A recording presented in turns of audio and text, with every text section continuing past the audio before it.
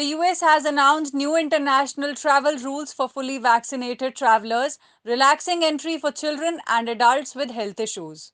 The US government of President Joe Biden has on 25th October announced new COVID-19 international air travel rules.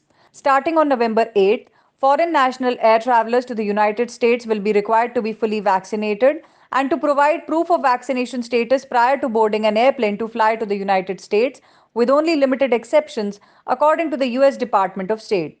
The US Centers for Disease Control and Prevention has determined that for the purposes of entry into the United States, vaccines accepted will include those US Food and Drug Administration approved or authorized, as well as vaccines with an emergency use listing from the World Health Organization that includes Pfizer, Moderna, Johnson & Johnson, AstraZeneca, Sinopharm and Sinovac vaccines.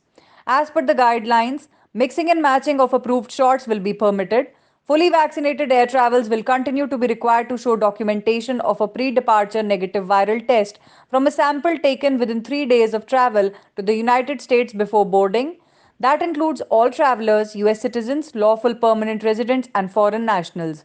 US citizens and foreign nationals who are fully vaccinated should travel with proof of their vaccination status to provide to their airline prior to departure to the United States.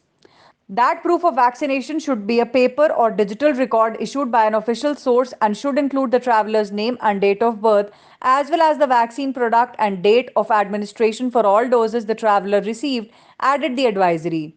However, children under 18 are exempted from the vaccination requirement for foreign national travelers, given both the ineligibility of some younger children for vaccination as well as the global variability in access to vaccination for older children who are eligible to be vaccinated, said the advisory.